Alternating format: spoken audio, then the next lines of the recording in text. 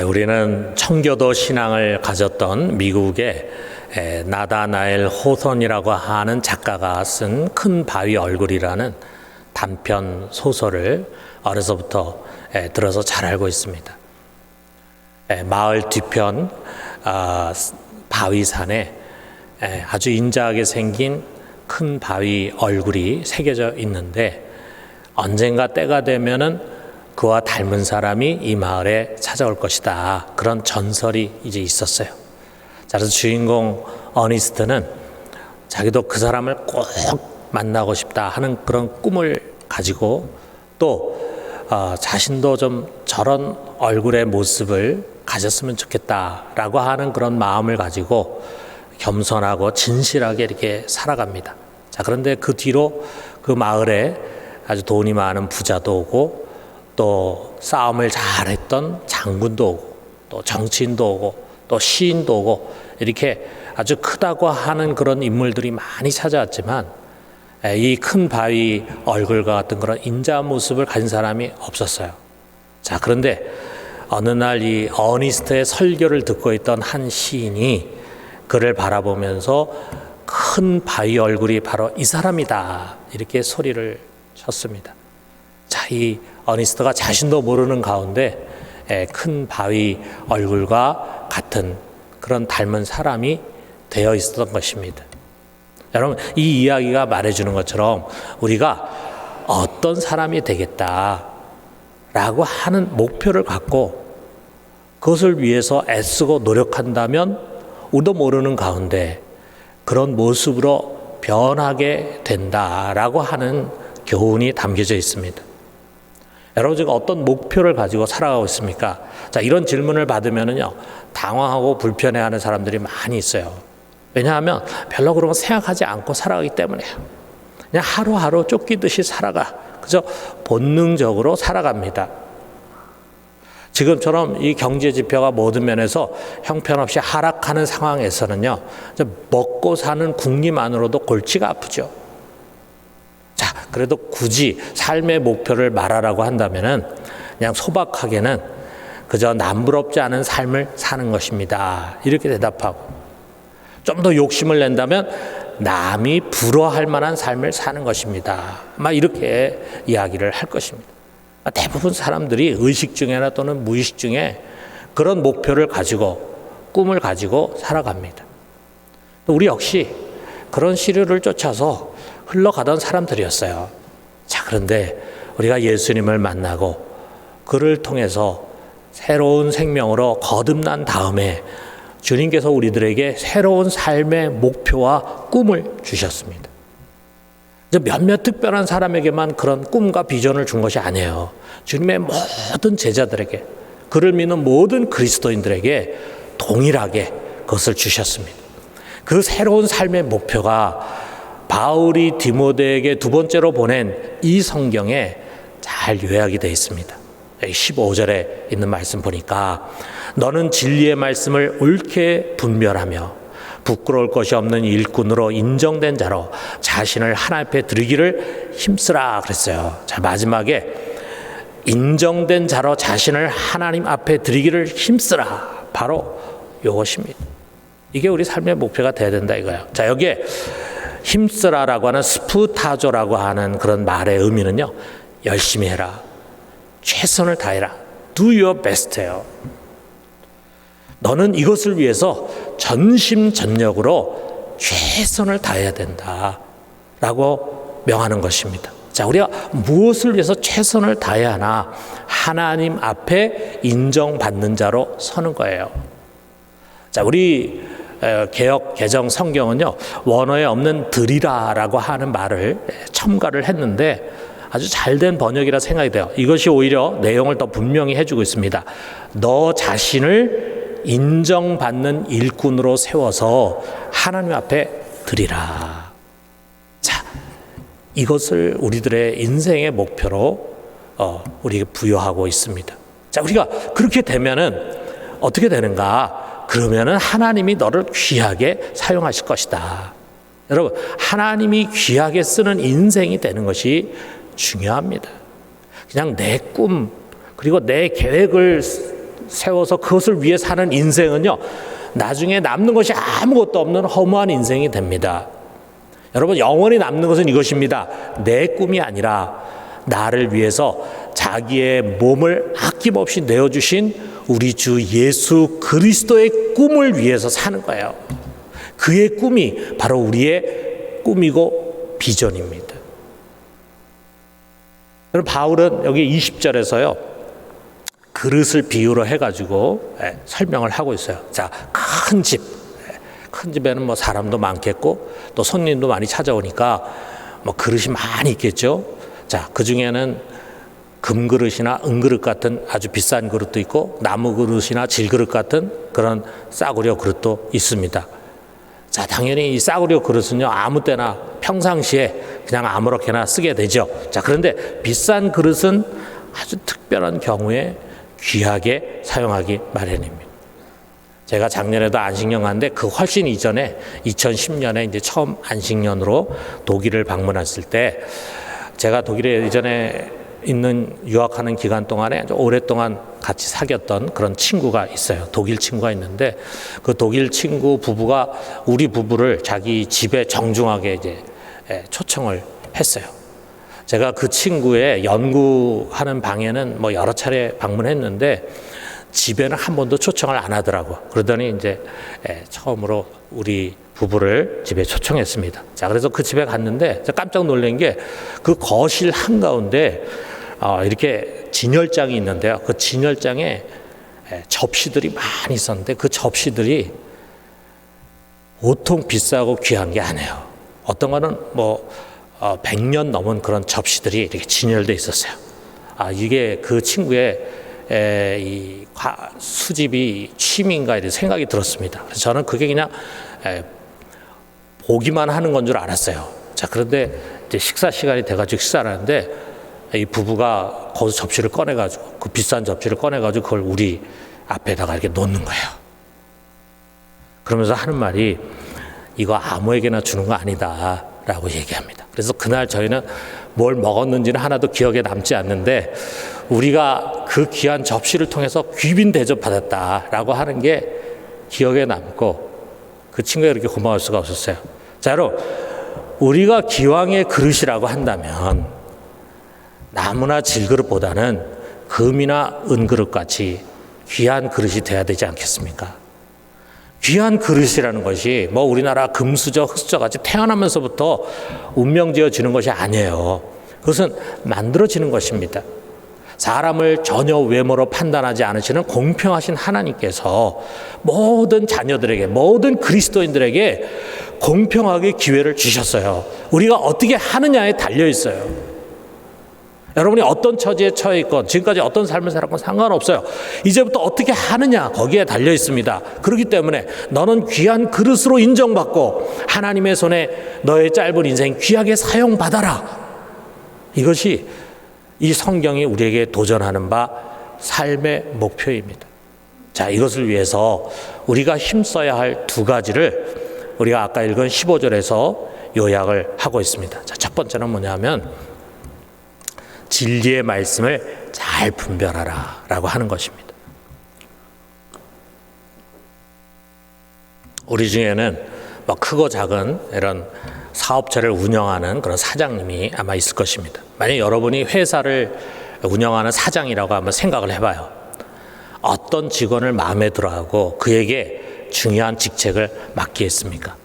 우선 마음이 통하는 사람 아니겠어요? 마음이 통하는 사람, 사장의 생각과 뜻에 잘 맞는 사람, 사장의 의중을 정확하게 이해하고 일의 방향을 잘 짚는 사람, 그런 사람을 여러분이 좋아하고 또 일을 맡기지 않겠습니까? 우리 하나님도 마찬가지예요. 그를 올바르게 잘 아는 사람, 그 사람을 쓰시려고 합니다. 그래서 이것을 위해서 하나님 먼저 하나님이 어떤 분인지, 그분의 뜻이 무엇인지 이것을 상세하게 우리 인간에게 계시해 주셨어요. 그리고 이 계시된 진리의 말씀이 성령의 감동으로 기록된 것이 바로 이 성경입니다. 여러분, 우리의 신앙은요, 먼저 여기서 시작합니다. 뭐 우리의 철학이나 또는 우리의 인생관이 아니에요. 우리의 체험이나 느낌도 아니에요. 신앙은 철저히 하나님의 말씀의 기초 위에 서 있어야 돼요. 자, 그런데 이 성경이 이렇게 쉽게 이해될 수 있는 그런 책이 아니에요. 종종 복잡한 숲과 같아. 그래서 이거 잘못 해석하면은요, 길을 잃고 방황을 하게 됩니다. 그릇된 길로 들어서는 거예요. 이미 그 당시에 2000년 전이잖아요. 이 성경이 쓰였을 당시에 하나님의 말씀을 잘못 해석한 이단들이 있었음을 우리가 이 성경에서 알 수가 있어요. 여기 16절에서 18절에 그들에 대한 이야기를 바울이 합니다.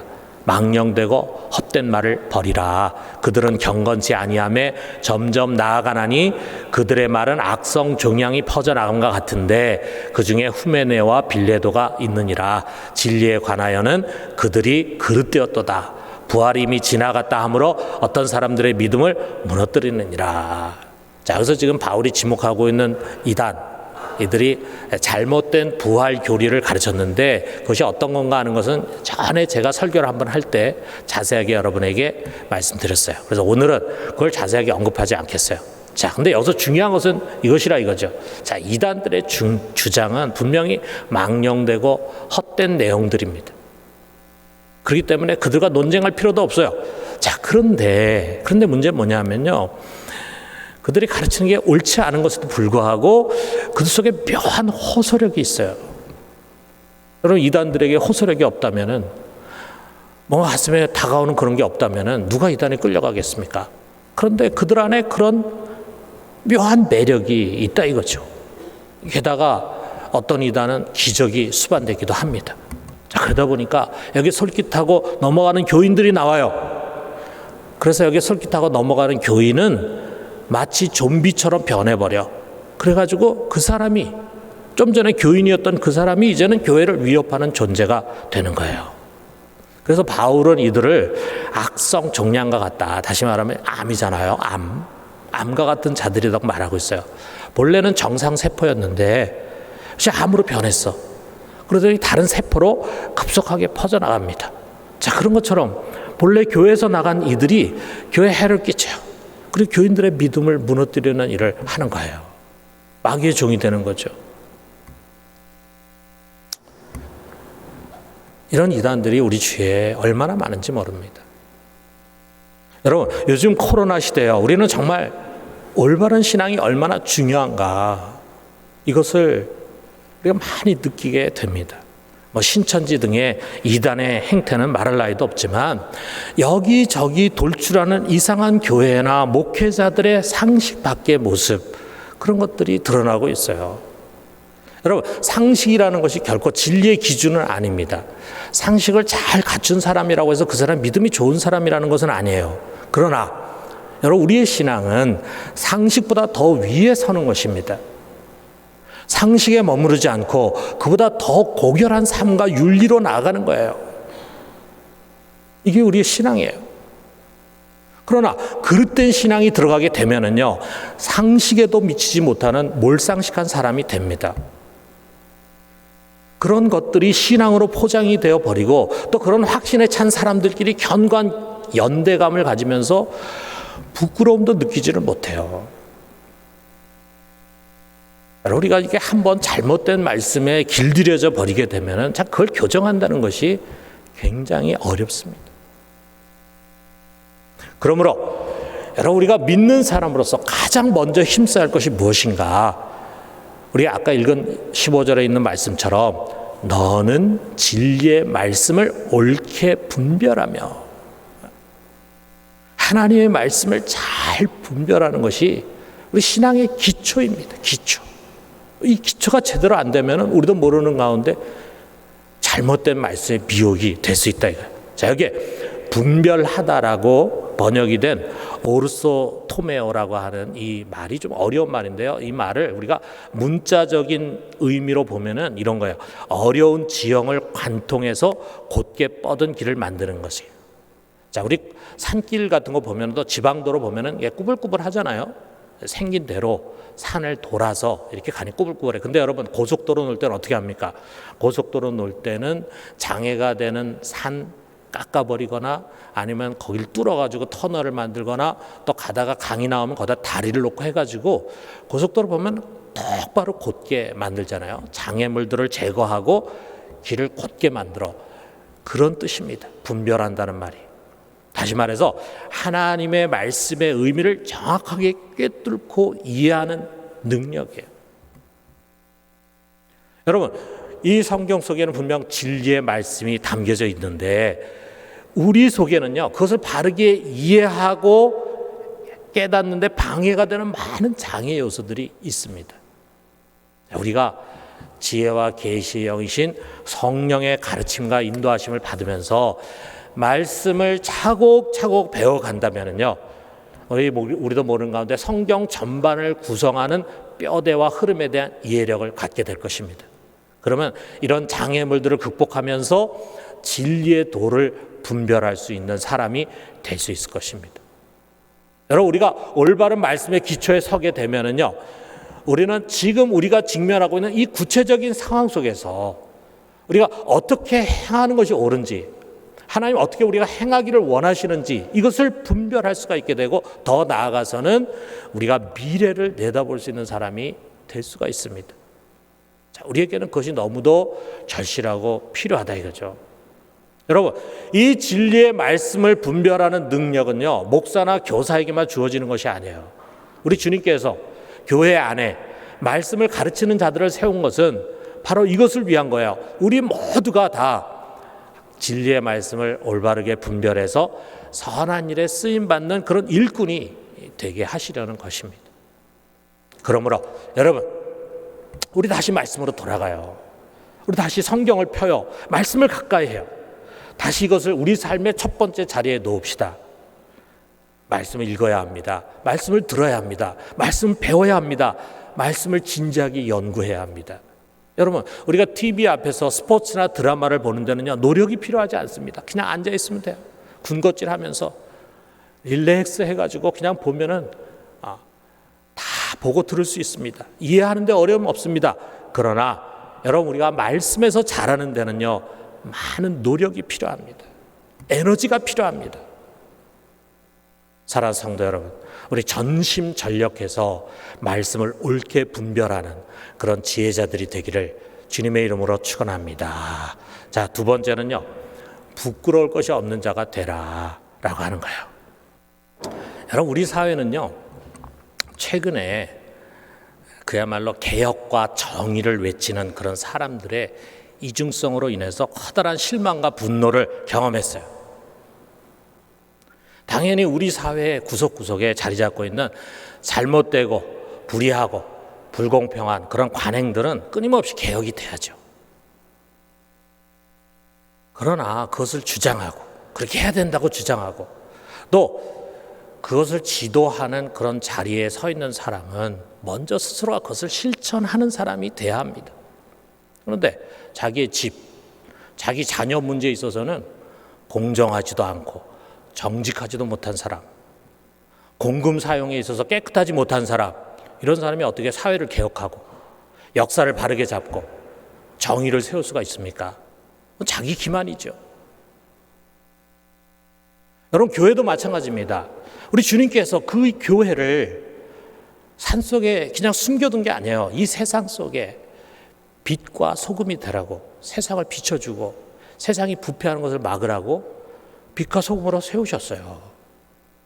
교회야말로 이 시대에 죄로 왜곡된 세상을 변혁해서 고쳐나가고 그리고 바르게 세워가야 할 예수 그리스도의 몸이 아니겠어요? 세상의 희망이 아닙니까? 그런데 오늘날 교회의 권위가 땅에 떨어져, 심지어는 업신여김을 당해. 왜 그렇습니까? 문화에 뒤져서 그렇습니까? 교인 숫자가 줄어서 그렇습니까? 정치적인 힘을 갖지 못해서 그렇습니까? 아닙니다. 교회가 거룩함과 정결함을 잃어버렸기 때문이에요. 거룩을 상징하는 십자가 첨탑 뒤편에 부정과 탐욕과 거짓으로 얼룩져 가지고 세상보다 나을 것이 없어요. 이런 모습으로 우리가 어떻게 세상을 책망하고 세상을 바르게 이끌어가는 세상의 예언자가 될 수 있겠습니까? 여러분, 우리 하나님 아버지는 죄와는 전혀 상관없으신 분이잖아요. 그렇기 때문에 그 하나님 아버지는 그의 자녀들에게 이것을 분명히 요구하십니다. 베드로전서 1장 15절에서 16절에 보니까 오직 너희를 부르신 거룩한 이처럼 너희도 모든 행실에 거룩한 자가 되라. 기록되었으되 내가 거룩하니 너희도 거룩할지어다 하셨느니라. 우리가 그와 같이 거룩하기를 하나님 분명히 원하십니다. 여러분, 하나님께서 귀하게 쓰는 그릇은요, 능력 있는 그릇이 아니라 깨끗한 그릇입니다. 그렇기 때문에 바울은 15절 중반절에 너는 부끄러울 것이 없는 일꾼으로 인정된 자로 하나님께 드리라 이렇게 명하잖아요. 자, 그리고 이에 대한 부연 설명이 21절에 주어지고 있습니다. 21절에 있는 말씀, 자, 우리 같이 한번 읽어봅시다. 그러므로 누구든지 이런 것에서 자기를 깨끗하게 하면 귀히 쓰는 그릇이 되어 거룩하고 주인의 쓰심에 합당하며 모든 선한 일에 준비함이 되리라. 이런 것에서 자기를 깨끗하게 하면은 하나님 귀하게 쓰신다, 그 말씀이에요. 자, 그런데 여러분, 이것이 저절로 쉽게 되는 것 아닙니다. 남들이 즐기는 거 다 즐기고 남들이 가진 거 다 가지려고 하고 남들이 꿈꾸는 거 다 꿈꾸면서는요, 이런 그릇이 될 수가 없습니다. 여러분, 우리가 사는 이 세상은요, 구석구석에 많은 죄의 유혹들이 도사리고 있습니다. 뭐 남들도 다 하는데 뭐 이게 뭐가 죄야? 오늘까지 하고 내일 가서 회개하지 뭐. 여러분, 이런 식으로 우리가 조금만 방심하게 되면은요, 우리는 여지없이 아담이 지은 죄, 가인이 지은 죄, 아간이 범한 죄, 다윗이 범한 죄, 가룟 유다가 범한 죄에 넘어가기 쉽습니다.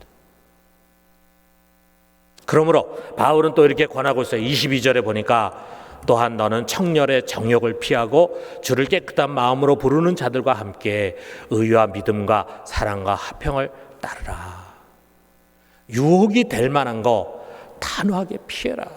여러분, 우리가 이 세상을 경건하게 살아가는데요, 제일 첫 번째 중요한 것은 피하는 것입니다. 우리 가서 안 되는 장소, 봐서는 안 되는 것들, 해서는 안 되는 일은 피해야 합니다. 만나서 안 되는 사람은 피해야 합니다. 그것이 우리 자신을 지키는 거예요. 우린 강한 사람들이 아니에요.